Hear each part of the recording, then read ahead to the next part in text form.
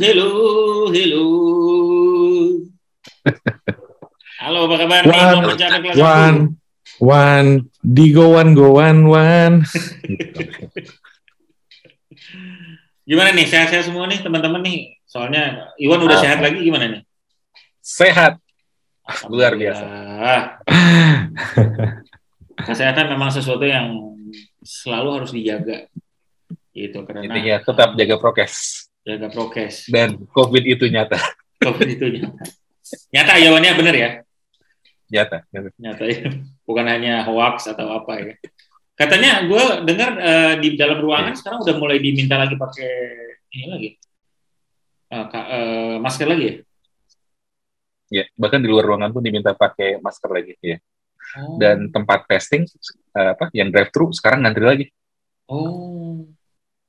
Mulai ya. Mulai. Ya. Dan kerasa sih beberapa teman-teman yang dekat di kantor dan saudara juga banyak yang pada kena lagi sekarang. Iya. Betul.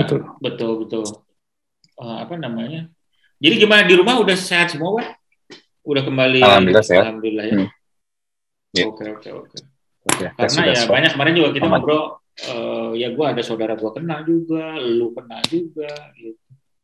Jangan Ninit juga kemarin kena, jadinya. Oh, dia kena juga? Iya, mungkin 2 minggu yang lalu. Okay. Jadi ya teman-teman kita hati-hati ya. Jadi walaupun teman-teman sekarang udah merasa lebih sehat dan mulai bisa berkumpul-kumpul lagi, seperti beberapa rekan-rekan muda kita yang sudah mulai hangout, ya, udah mulai membuat sebuah scene hangout baru di Jakarta. Skena hangout baru di Jakarta, ya. Jadi ini hari ini kita akan topiknya adalah membahas sebuah fenomena yang di Jakarta dibahas ya, SCBD ya, fenomena SCBD ya. SCBD itu Sudirman ya? Citayam, Ujung Gede, Depok. SCBD gitu. Luar biasa dan acara yang terkenalnya Citayam Fashion Week ya. Itu yang katanya lagi mengalahkan Jember Fashion Week ya. Iya, bahaya tuh. Jadi tapi ya menarik ya, apa namanya? Ya apapun itu, tapi itu kan sebuah gerakan ya. Jadi kita tuh lu bilang apa tadi, Wan? Subculture ya, Wan? Subculture. Seperti Harajuku di Jepang mungkin. Subculture itu apa sih, Wan? Perbandingannya. Subculture itu apa ini? Budaya subculture itu adalah budaya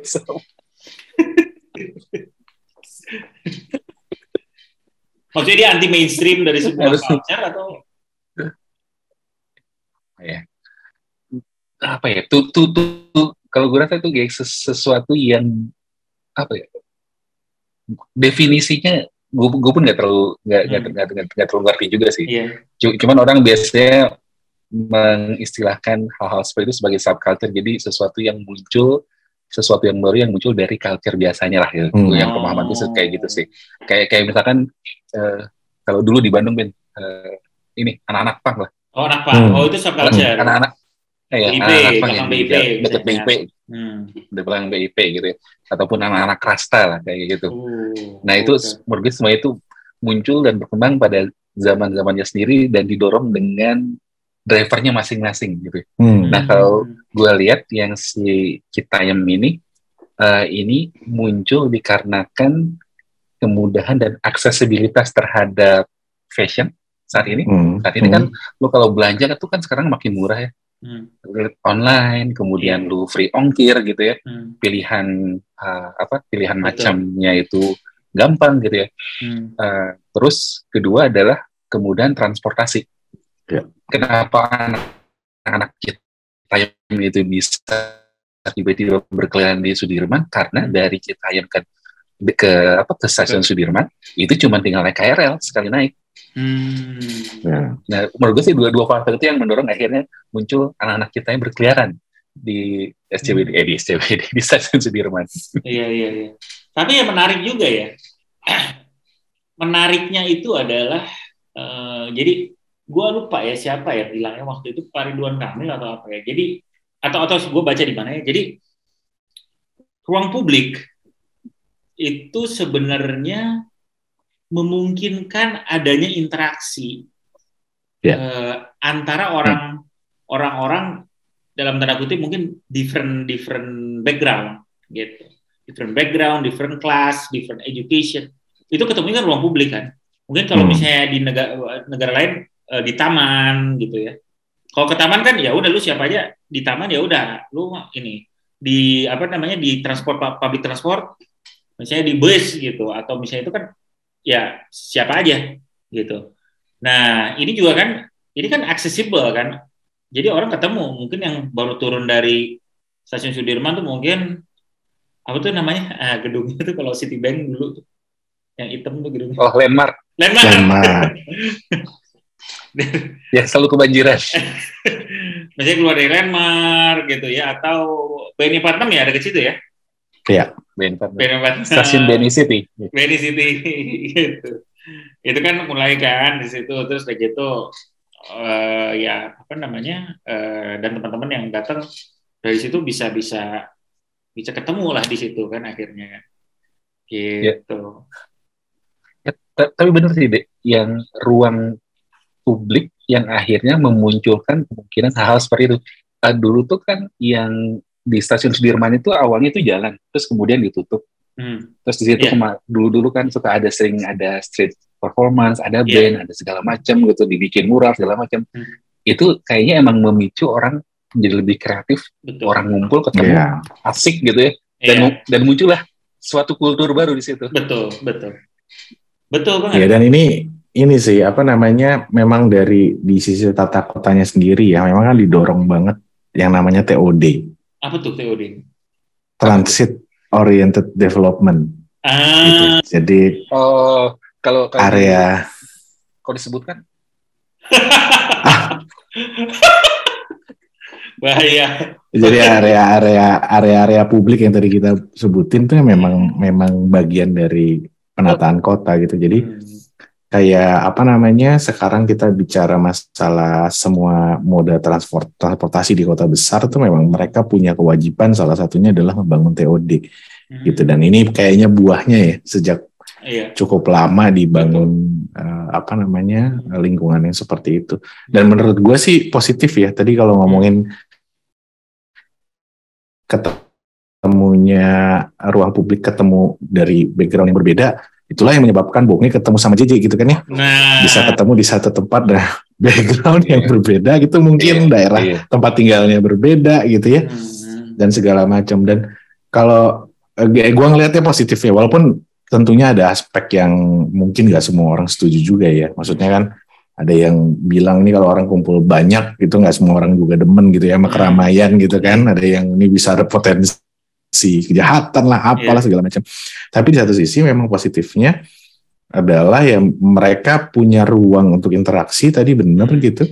Terus ya kalau gue sih ya daripada ujung-ujungnya mabok-mabokan terus jadinya maling gitu ya, jadi begal atau segala macam, ya mendingan mereka kumpul di satu tempat menikmati Starling gitu dengan cukup murah meriah gitu kan. Terus bisa interaksi di sana gitu. Jadi in a way positif. Dan yang mengejutkan adalah memang they do care about fashion ya. Betul. Jadi itu yang mengagetkannya tuh ya memang kenapa namanya Citayam Fashion Week, karena memang mereka peduli sama fashion sama penampilan. Itu yang kayaknya agak berbeda sama era-era yang sebelumnya. Sebenarnya fenomena ini kan kalau kita ingat-ingat tadi udah disebutin masalah anak pang di Bandung ya. Ya Jalan Dago is Bandung Fashion Week gitu, atau Dago Fashion Week gitu kan dulunya gitu, yang setiap putaran ada Obi Fan, ada segala macam gitu kan. Artinya positifnya apa? Positifnya memang ekonominya gerak kan di Dago itu pada saat malam minggu, hari Minggu itu yang gue pikir nantinya juga akan terjadi di sini gitu ya. Terus tadi ada lobby fan tuh artinya kan ada pergerakan juga gitu di sisi ada komersialisasi juga di sana gitu ya, jadi positif juga ngedorong usaha lokal juga gitu sebenarnya.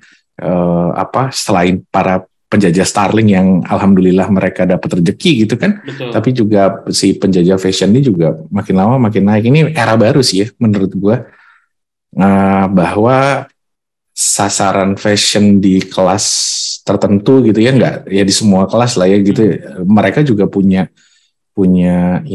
standingnya sendiri. Jadi ingat ini kan kayak kita bicara minuman kekinian kayak Haus gitu ya, Haus berhasil sukses karena memang dia ngincer market yang mayoritas gitu ya, market yang mereka bicara ABC mungkin di level C gitu. Nah ini kan sebenarnya nunjukin ini loh roomnya segede ini sebenarnya bisa ada di market itu. Bentar lagi gue rasa Haus buka stall di daerah-daerah sana tuh. Mungkin ya. Mungkin. Iya kan, karena kalau lu dengar interviewnya ya lu beli Nutrisari berapa ribu gitu kan, ya itu marketnya Haus banget sebenarnya. Iya. Betul. Ya itu ya kenapa? Agak yang tadi bahwa kayak Haus itu kan jadi kayak apa ya, memberikan akses untuk semua orang. Misalnya dia kan bilang bahwa semua orang berhak minum gitu ya. Dan kayak berhak minum enak lah gitu ya. Dan kayak misalkan si Citayam Fashion Week ini menurut gue sih kayak demokratisasi streetwear yang saat ini kemarin-kemarin tuh dibikin kayak seperti mahal, nggak masuk akal.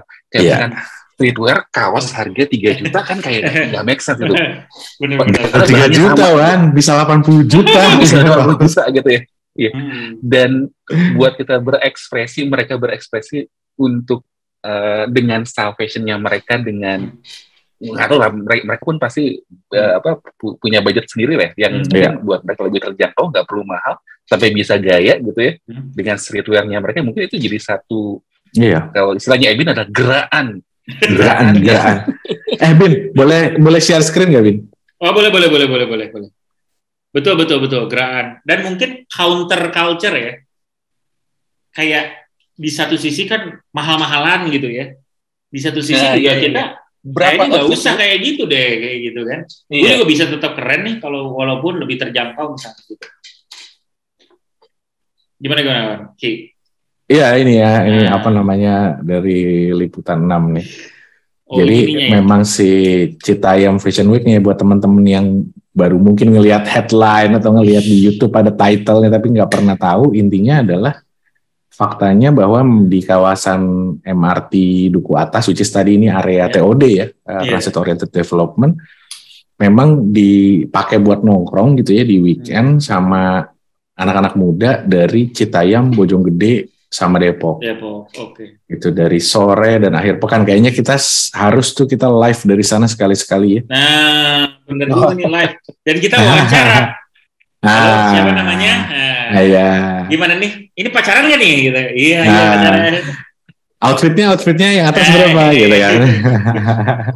Ini rata-rata usianya di 14 sampai 17 tahun gitu ya. Kemudian dan ini dia nih informasi yang penting juga nih. Datang karena ramai di media sosial, khususnya di TikTok. Ini kan yang kemarin kita sempat bahas juga ya.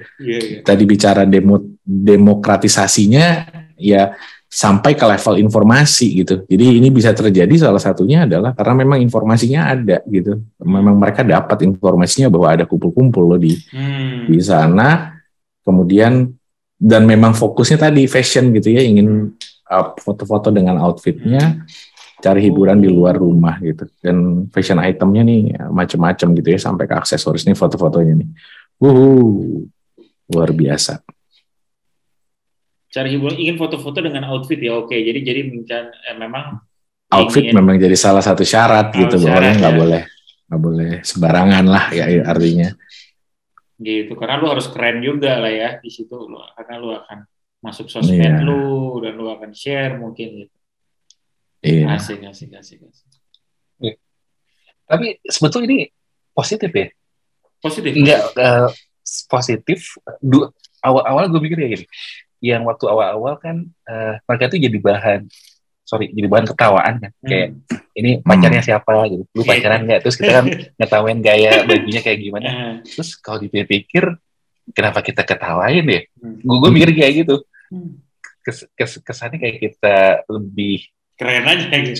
Kayak lebih keren aja, padahal sebetulnya mereka keren dengan gaya mereka sendiri, dengan cara yang mereka sendiri gitu. Itu sih. Dan akhirnya mungkin mereka kan nemuin style yang campur-campur yang akhirnya pas dan jadi keren memang gitu ya. Dan gua rasa kalau misalkan ini bukan ditiru atau ya, ataupun berkembang di tempat lain, bakal jadi hal yang menarik karena mungkin dari tiap daerah bakalan punya stylenya masing-masing yang berbeda. Dan punya SCBD sendiri mungkinnya di kota-kota terpisah ya. Iya. Karena semua kan jadi ya gue nggak tahu juga ya, mungkin bisa jadi ya karena di kota-kota lain kan sekarang dengan demokratisasi informasi satu, akses terhadap barang pun lebih affordable dan ada di mana kan, lu kan kayak misalnya contoh e-commerce platform kan dari Sabang sampai Merauke bisa diakses sama mereka ya, walaupun mungkin ongkir agak beda ya. Cuman lu tuh bisa beli apapun yang lu lihat di Citayam Fashion Week, wah gua bisa nih kayak gini gitu ya. Kemarin juga sempat ya tadi ketika backstage kita research ada wawancara sama brand lokal Aerosport ya, kemarinnya kita lihat di YouTube.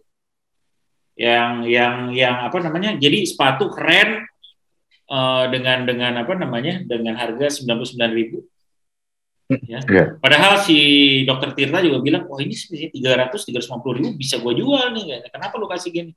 Karena si penjualnya bilang bahwa dia nanya, "Ini lu bisa berapa nih jual apa? Lu bisa beli nggak nih akhirnya yang lu ini ya?" Jadi si gesture dari businessman pun juga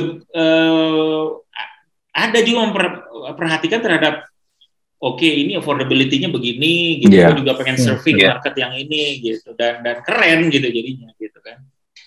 Wah, asik juga nih gitu ya. Dan ya bagus-bagus ya barangnya. Dia bilang apa segala macam. Dan apa namanya ya mudah-mudahan semakin ke sini semakin bisa jadi lah gitu ya. Dan itu menunjukkan kehebatan Indonesia bisa self-sustain sebetulnya kalau mau. Betul. Kita bisa produksi barang sendiri dengan harga murah dan kualitas bagus gitu ya. Mau itu sepatu, apparel, ya any kind of fashions gitu ya. Dan itu akhirnya jadi affordable buat semua orang. Dulu kayak misalkan sepatu gitu ya, kayak Nike ataupun Adidas diproduksinya di Indonesia, dicap di luar dimasukin lagi, jadi harganya 1 juta gitu. Kalau dipikir pas tahu harga dasarnya berapa gitu ya, gila ini cuma 200.000, 300.000, bahkan ada yang jual 100.000, kayak wah ngapain kita beli sepatu mahal-mahal ya kalau kita bisa dapat barang yang berkualitas dengan harga yang murah sebetulnya. Betul. Itu juga ya menarik sih itu. Jadi akhirnya memang demokratisasi dan revolusi dari si fashion itu sendiri gitu ya. Jadi kan orang kan karena ya beda ya mungkin tentunya akan ada marketnya masing-masing ya. Cuman demokratisasi di sini adalah aksesibilitas terhadap kekerenan itu bukan monopoli orang yang punya duit aja gitu. Iya, benar. Maksudnya bukan hanya certain kalangan ya gitu. Gue juga bisa keren loh. Emang gue kerennya beda. Nggak beda-beda jauh amat gitu ya malu gitu ya, bajunya sama, maksudnya lu juga kayak gitu kan, kayak lagu bajunya jeansnya begini gitu, sepatunya seperti kayak gimana, cuman ya lu mungkin udah dicap certain brand jadinya begini, sedangkan kalau gua dicapnya di sini misalnya gitu, mungkin kan gitu, dan karena ya demokratisasi itu akhirnya membuat orang gitu, wah asik juga ya gitu. Keren. Ini mungkin adalah momentumnya kebangkitan brand-brand lokal sih. Betul. Sepakat gue. Betul. Semakin banyak orang pakai brand lokal, merasa bangga pakai, merasa bangga dan nggak harus pakai brand luar kayak gitu, dan itu aja udah keren gitu ya. Dan bayangin ini multiplier-nya misalnya terjadi di seluruh Indonesia. Nah ini si mentality atau perspektif yang justru ketika lu pakai brand lokal nih, gue keren nih gitu. itu yang menurut gua yang kerennya itu gitu ya. Jadi orang kan biasanya aduh inferior gitu ya kayaknya gua kalau pakai brand lokal apa. Tapi kalau ketika lu ada confidence bahwa ini juga keren, bukan ini juga keren, justru ini keren karena gua pakai brand lokal, gua jadi keren gitu ya. Karena gua supporting local brand gitu, gua keren gitu. Dan memang secara reality ya, memang keren-keren gitu ya. Jadi kalau misalnya kita, ya istilahnya kalau gue nggak, mungkin sekarang lebih luas lagi ya, tapi zaman gue SMA kuliah aja tuh kan, misalnya kayak di Bandung tuh kan muncul gerakan distro misalnya gitu ya, di mana local brand itu udah ini, gitu. Walaupun skenanya mungkin nggak terlalu belum kali atau kayak gimana, mungkin karena akses terhadap informasi beda. Cuman kalau itu kan, anjir gue pakai baju yang ada nama bandnya band lokal gitu, kita Pure Saturday misalnya gitu kan, Pupen gitu, itu kan wah, asik. Cuman kan itu kan dipakai mungkin sama anak-anak skena underground misalnya gitu kan, gitu, anak-anak skena underground skena ini. Tapi mereka udah mulai gitu, jadi kayak yang of course itu dengan berjalannya waktu ya. Lu kalau misalnya cari barang, jadi gini, ini apa tuh namanya outdoor, ya. Outdoor kalau misalnya lu cari barang outdoor, jas atau apa misalnya, gue mau camping gitu apa segala macam itu, brand lokal itu udah punya ini loh, kualitinya bagus, kualitasnya bagus, tokonya keren, harganya affordable, gitu. Itu yang udah mulai terindustrialisasi ya, brand lokal yang udah lumayan ada di mana-mana lah gitu. Brand lokal yang masing-masing ini juga ya keren, ya banyak lah gitu. Gue punya saudara ya, pengrajin kulit, gitu. Jadi dia punya skena, ya jadi anak-anak yang skenanya kayak zaman mungkin kayak cowboy style lah ya, cowboy atau American yang pakai kumisnya ada kayak gini, bajunya kulit, ada tempat pisau kulit, sepatunya ini pakai rompi gitu-gitu, terus mereka camping gitu-gitu. Itu kayak gini semakin unik dan they have their own market gitu. Jadi ya asik juga. Kalau dengar deskripsi Ebin tadi jadi ingat bapak-bapak telco pakai jaket kulit, kumis.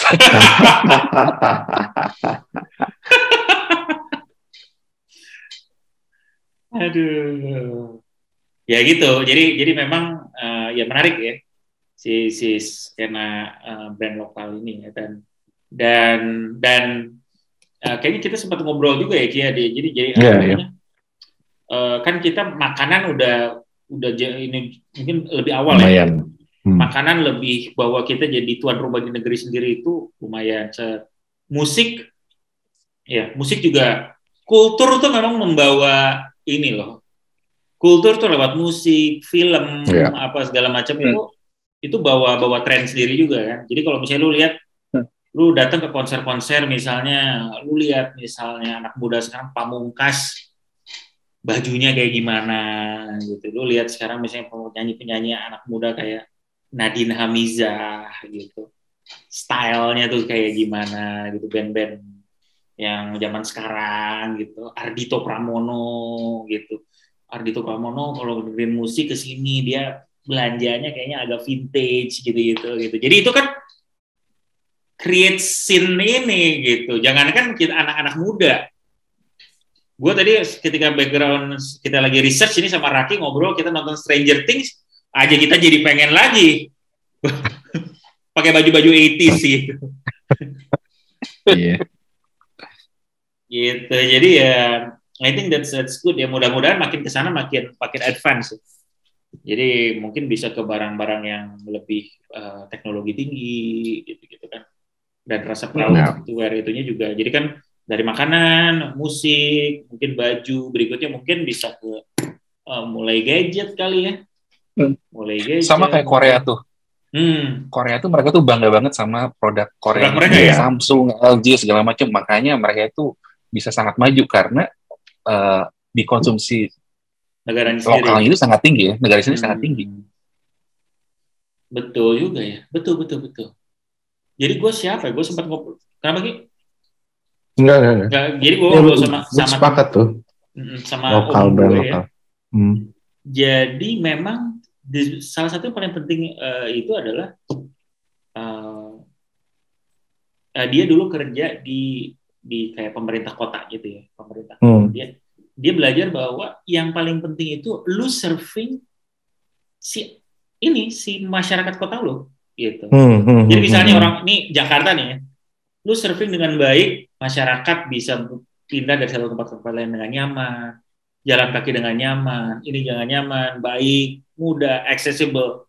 Turis ketika datang, ya sama, mereka akan enjoy juga kan dengan ini karena udah ada transitnya enak, transportnya nyaman gitunya, lebih aman, accessibility, bisa pakai tab lah, bisa kayak gimana gitu. Gue lihat di Jakarta udah bikin library di Cikini yang bagus lah, Our Central Library udah bagus gitu, orang main ke sana. Ada Eco Park di Tebet yang walaupun di demo banyak yang komplain daerah situ karena terlalu ramai, cuman maksudnya niatan ke arah sana dan membuat itu jadi nyaman untuk masyarakat itu berjalan ya. Jadi dan itu akan membuat, mau nggak mau ya, akan membuat si orang tuh juga tertarik, attracted untuk datang ke Indonesia. Misalnya konon katanya suaminya Maudy Ayunda juga pengen ke Jakarta karena mungkin tertarik sama Citayam. Different lah gitu ya, dia pengen go to Asia, lebih ke Asia dan apa gitu. Jadi itu akan asik lah gitu, apalagi kan kita lagi asik-asiknya ya, perkembangannya bagus gitu, growth pertumbuhan ekonominya menarik gitu kan. Lu kalau bikin bisnis di sini itu grow-nya tuh gila, marketnya besar banget gitu. Itu ada lu bikin apa aja juga, lu bikin ya Aero Street misalnya, atau ininya Aerosport atau Aero Street, brandnya lu bikin langsung market banyak banget, sampai akhirnya si penjualnya itu ya, gue lupa namanya, tapi dia bilang bahwa yang menarik itu, Pak, Bapak gimana Pak kalau ada anak yang kerja di situ mau buka persis kayak gini, jadi pabrik sepatu juga, ya bagus, dia bilang, gue akan bantuin katanya, gue nggak takut jadi kompetitor, the market is too big katanya, dia bilang. Betul. Terlalu gede, lu mau dimakan sendiri semuanya, kayaknya nggak mungkin deh gitu. Gitu. Jadi jadi dia ya asik-asik aja, dan sebenarnya kan ketika sebuah industri berkembang ya, si ininya kan ya dia ikut juga gede juga kan, marketnya jadi ngegedein juga. Iya, dan ini juga didukung sama memang ya tingkat, mungkin ya sekarang orang-orang yang di level berbisnis gitu ya, yang sudah lulus kuliah atau yang sedang kuliah dan berbisnis, itu didukung juga dengan kemampuan bisnis atau bisnis acumen-nya mereka yang lebih tinggi. Itu juga jadi salah satu faktor ya kalau gue perhatiin. Kalau lo lihat sekarang tuh brand-brand lokal nggak cuma masalah quality of produknya bagus, tapi pendekatan marketingnya gitu ya, pendekatan bisnisnya. Jadi kita perhatiin sekarang brand-brand lokal tuh kan juga udah sampai masuk ke supply chain-nya yang benar gitu ya, artinya masuk ke supermarket gitu, kemudian ke gerai-gerai yang yang bisa menjual produknya dia gitu, nggak cuma secara online aja. Jadi kalau dulu gue selalu bicara sama, gue diskusi lah waktu awal-awal tuh, masalahnya Indonesia itu kan, kita bisnismen Indonesia tuh kita merasanya kurang visioner. Karena mereka fokusnya ke hanya segelintir lah yang memang besar-besar kayak Astra, kayak apa gitu ya. Tapi semua orang Indonesia itu fokus sama sesuatu yang lebih instan kan.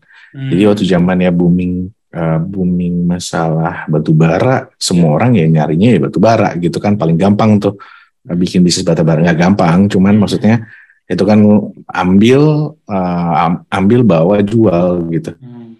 Terus yang gitu-gitu lah ya. Tapi lo ngebangun bisnis itu kan lo butuh waktu gitu ya. Lo harus ngeliat kompetitor, lo harus segala macam lah ya. Nah itu yang menurut gue di skena, kalau pakai tadi istilah skena ya, skena sekarang itu orang-orang itu udah bisnis acumennya sudah cukup bagus gitu ya. Betul. Kemarin ketemu sama salah satu perusahaan yang bikin make up gitu ya, beauty products lah ya gitu ya.